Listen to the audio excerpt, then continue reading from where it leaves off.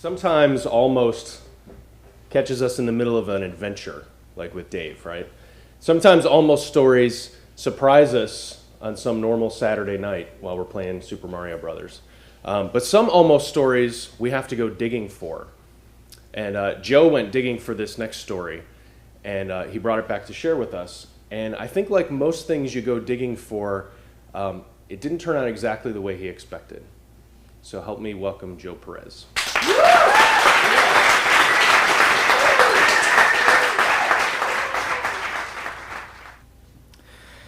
So there is a monument dedicated to my grandfather in a small town in Mexico.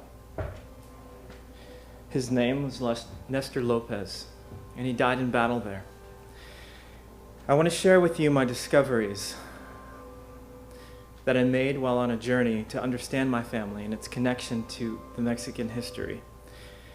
I thought that bringing this story to life in a way that inspires me would bring a little bit of dimension to it.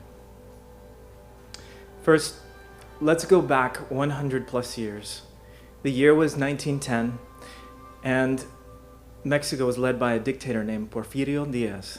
Under his reign, no peasant or farmer could claim the land they occupied without formal legal title. More than 95% of Mexico's land was owned by less than 5% of the population.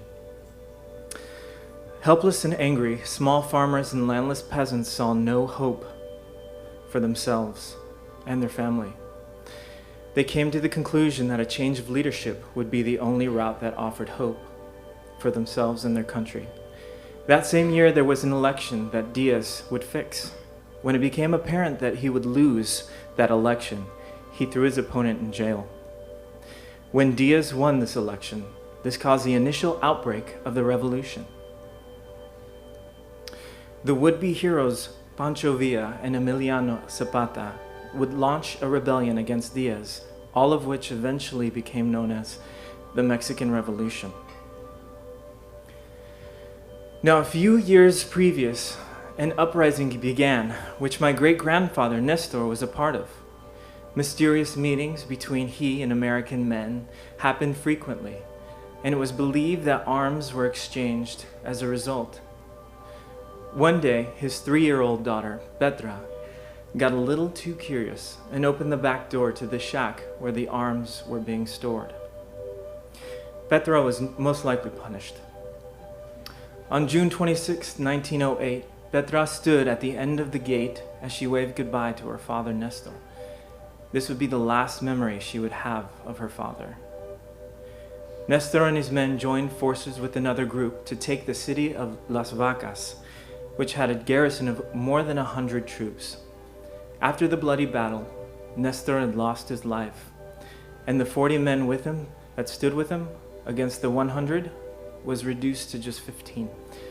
This battle was significant in history because it was the first armed uprising fought within the border. As a result, this monument was erected, and the annual celebration of Las Vacas, now known as Cuidar Acuña, is titled just that. Inscribed on the monument translates, "We pay fervent tribute of gratitude to the precursory martyrs of the Mexican Revolution that on June 26th of 1908, they sacrificed their lives with glory, honor in this place, fighting the soldiers of the Porfirio dictatorship." This battle was considered a precursor to the revolution and eventually to the overthrow of Diaz. In my hours of research, I've come to realize that learning about your past makes you reevaluate your present. In this electoral time and with Veterans Day just passing this week, it really made me think about my great-grandfather and how he gave his life for the ideals of equality and freedom, which begs the question, what would he think of me? A great-grandson who has never fought for his country, a great-grandson who was born into freedom and has no grasp of what it means to live without it, a great-grandson who's never exercised his freedom to vote.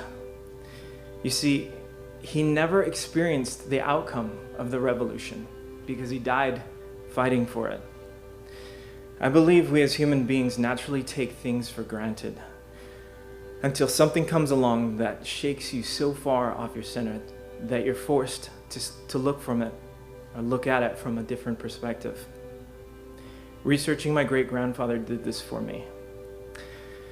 And to honor him and others who fought for the same ideals, I completed the first step in exercising my freedom, and I became a registered voter.